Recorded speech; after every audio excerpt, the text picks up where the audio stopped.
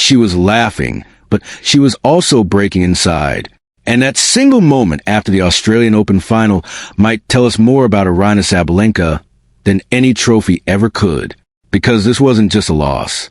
This was a kind of defeat that stays with a player long after the stadium lights turn off. And if you thought Sabalenka's power game made her unstoppable in Melbourne, what happened in that final proves something way more complicated. Here's the truth nobody wants to admit yet. Being world number one doesn't protect you from pressure. Sometimes it multiplies it. And what unfolded against Elena Rybakina was a perfect storm of expectation, momentum, and emotional overload that exploded at the worst possible time. But the real story isn't just about how Sabalenka lost. It's about what her reaction tells us about where her career is heading next. And trust me, by the end of this, you might see her very differently. Coming into the final, Sabalenka looked untouchable. She hadn't dropped a set the entire tournament. Not one. Her serve was booming. Her backhand was ripping through the court, and opponents looked like they were just trying to survive rallies rather than win them. This was her fourth straight Australian Open final. Melbourne had basically become her second home. The crowd adored her. The court suited her game. And with a massive ranking lead over the rest of the tour, this felt like the moment she was supposed to turn dominance into dynasty. But Elena Rybakina had other plans. And here's where things get interesting. Rybakina didn't try to out-emotion Sabalenka. She didn't try to out-muscle her either. She stayed calm. Almost too calm. While Sabalenka feeds off energy and adrenaline, Rybakina plays like she's solving a math problem.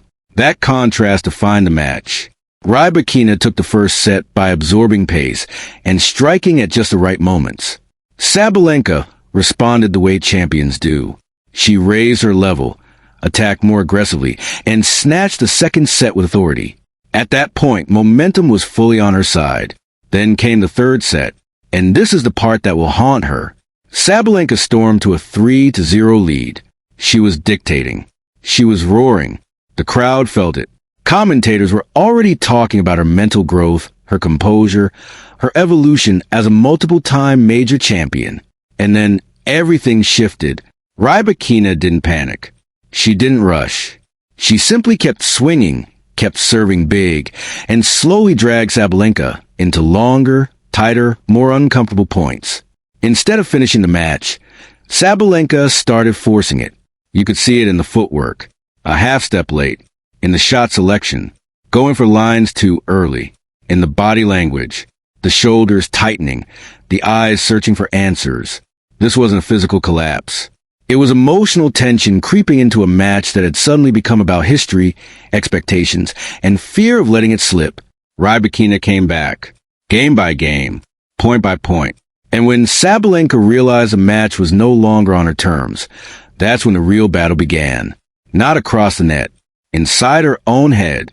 After the final point, there were no smashed rackets. No dramatic outbursts. Just a smile that didn't quite make sense. And later, she explained it in a way that stunned a lot of people. She said she was laughing and crying at the same time. A hysterical release. Not joy, not acceptance. Just pure emotional overload. That moment matters. Because for years, Sabalenka has been working on controlling her emotions. Early in her career, double faults and frustration would spiral. Then came the transformation. The sports psychologists. The breathing techniques. The calmer on-court presence that helped her win majors and become world number one. But this final showed that growth doesn't mean immunity. It just means the battles look different now. Instead of visible meltdowns, it's internal storms. Instead of shouting at her box, it's laughing through pain in a press room, while admitting she's really upset with herself. And that honesty, that's powerful. She openly said she had opportunities again, that she played great tennis until a certain point, that she couldn't handle Rybakina's late aggression. That level of self-awareness is rare right after a Grand Slam final loss. But it also reveals a pattern that's becoming hard to ignore. 3 losses in her last 4 major finals, and 3 of those recent defeats coming against the same opponent, Elena Rybakina. This isn't just a rivalry anymore. It's a psychological puzzle Sabalenka hasn't solved yet. Rybakina's game does something specific to her. It takes time away. It absorbs power and sends it back flatter, deeper, calmer. Against most players, Sabalenka's aggression overwhelms. Against Rybakina, it sometimes rebounds into pressure. And when matches get tight, that pressure can turn inward. What makes this even more fascinating is that Sabalenka still leaves Australia as the clear world number one. Her lead in the rankings is massive. Her overall level is still incredibly high. By any statistical measure, she had an amazing start to the season. But tennis isn't played on spreadsheets. It's played in moments. And this was a moment she felt she let slip. She even joked that her team was trying to avoid her because they knew she was still emotionally charged. That laugh again. Half humor, half pain. You have to respect that kind of vulnerability. Many players shut down after losses. She opened up. She let people see the messy part of elite sport. The part where being great doesn't stop things from hurting. And let's talk about the crowd for a second. Melbourne has become her arena. For straight finals doesn't happen by accident. The fans have watched her grow up there, emotionally and competitively. When she thanked them and said she hopes next year will be better, it didn't sound like a cliche. It sounded personal. That connection could be a huge factor in what happens next. Because here's the big question hanging over all of this. Does this loss break something in Sabalenka? Or does it build something? History gives us both possibilities. Some players carry final losses, like scars that tighten in future pressure moments. Others use them as fuel, sharpening their focus and emotional control. The difference usually comes down to how honestly they process what happened. And based on what she said, Sabalenka isn't hiding from this. She knows she had the match. She knows Rybakina raised her level. She knows a shift happened when she stopped playing freely and started trying not to lose. That's a brutal realization. But it's also the first step to fixing it. Tactically, there are adjustments to make against Rybakina. More variation. Smarter point construction when ahead. Not pulling the trigger too early.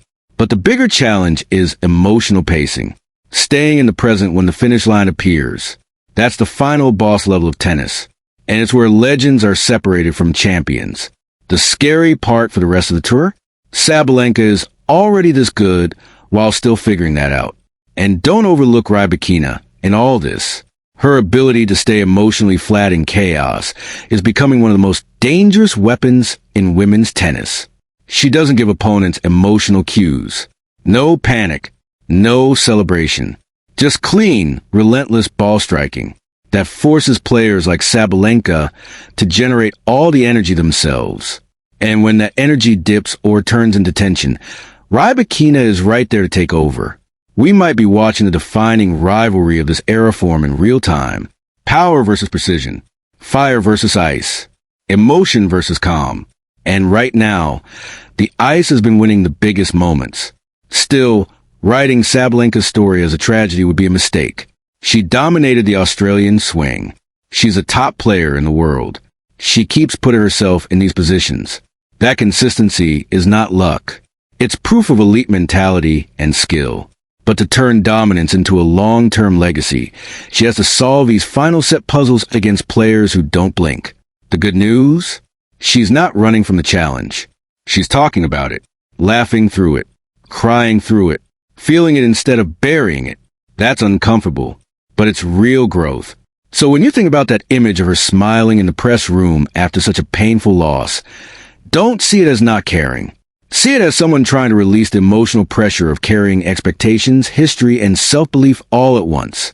That laugh was a pressure valve. And if she learns how to control the pressure before it explodes next time, the rest of the tour should be very nervous. Because a calmer, wiser, still incredibly powerful Aryna Sabalenka is a terrifying prospect on any surface. Now I want to hear from you.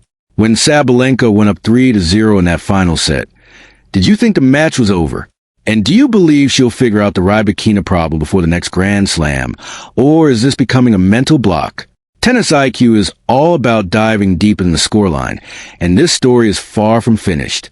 The emotions, the rivalry, the evolution of a world number one under pressure, that's the real drama we'll be watching all season long. Stick with Tennis IQ for more stories that go beyond the headlines and into the heart of the game.